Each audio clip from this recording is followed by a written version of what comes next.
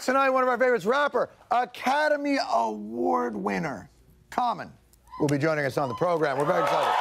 First, you know, speaking of comedies, in the film Selma, last weekend, we saw the commemoration of the 50th anniversary of the march in Selma. It's an incredibly inspiring reminder of the lengths that people had to go to during the civil rights movement, from Selma to the lunch counter Greensboro sit-ins to the interstate bus freedom riders. But I believe it was Isaac Newton who once said, "For every bus bending the arc of the moral universe towards justice,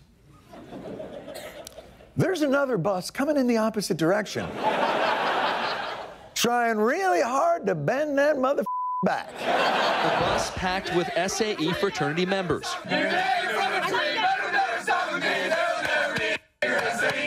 Ha, ha, ha, ha, ha, boom. That is the University of Oklahoma's Sigma Alpha Epsilon fraternity describing their rush policy in racist chant form. Now, I know what you're thinking after seeing that video, and luckily, Oklahoma linebacker Eric Stryker put your feeling into words. I'm so fierce right now. SAE it up for all you white fraternities. Same talking about racism don't exist. Niggas same shaking our head, giving us hugs, telling them how you really love us. Phony fraud.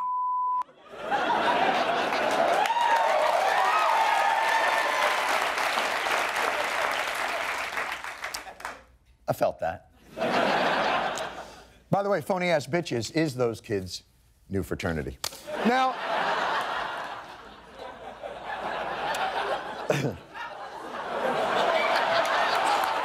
you know what? I gotta say, I think everyone felt pretty angry after this incident, but luckily we got a speedy apology.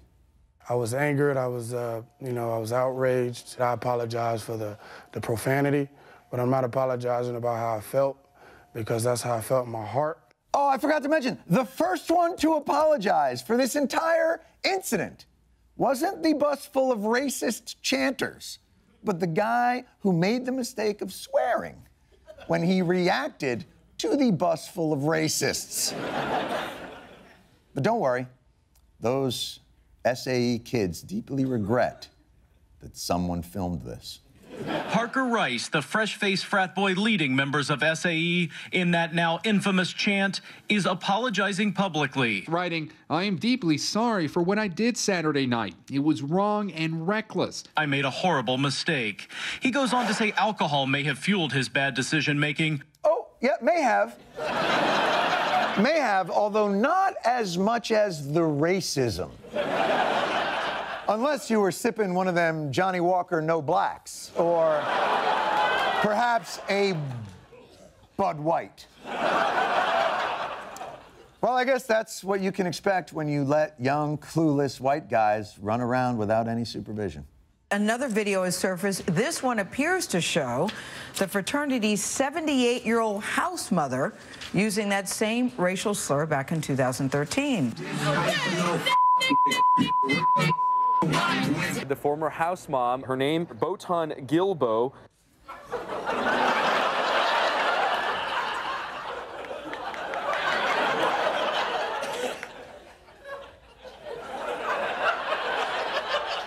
All right, this is terrible, but I will say, it is a bit of a relief when you're doing a horrible story and everything seems so dark.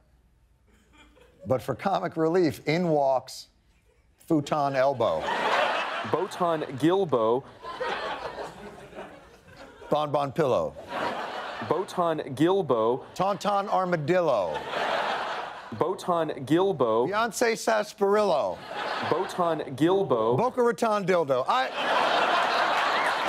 I'm sorry. There was outrage. They're disgusting, they're horrible. Disgusting and racist. Awful. Vile and vulgar. Sickening. Yes, it's awful. And the fraternity chapter was immediately and rightfully disbanded. 2 people expelled for the disgraceful display. I mean, there's no excuse for it, or so you would think. The kids that are buying hip-hop, it's a white audience, and they hear this over and over again. Popular culture becomes a cesspool. A lot of corporations profit off it, and then people are surprised that some drunk 19-year-old kids repeat what they've been hearing. Exactly. Two things. First of all, the kids on that bus weren't repeating a rap song that they had heard. They were gleefully performing one of their fraternity's old, let's call them anti-Negro spirituals, featuring a word that predates rap and probably folk and thought. Black rappers did not introduce that word into the vernacular. And second of all, how come when conservatives talk about African Americans, they say, these people need to take responsibility for themselves, pull up those pants, get a job. But when white people do something racist, they're all, well, you can't blame them. How could those poor children know wrong from right after being driven to madness by the irresistible power of the hippity-hoppity? And you know, we have had a string of really public racist incidents over these past years. Clive Bundy suggesting that blacks might have been better off under slavery. Donald Sterling, he's accused of making racist remarks that were caught on tape. A blistering Justice Department report found a pattern of racial bias in Ferguson policing.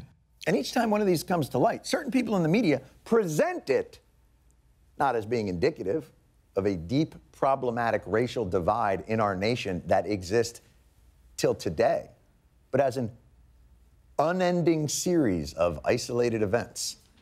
It's Sterling's problem. It's Bundy's problem. It's not the country's problem. We have a black president. We have leaders of all major industries who are black. It's a generational thing. Racism is on its last leg. It's a pretty strong leg. I think it might be a bionic leg.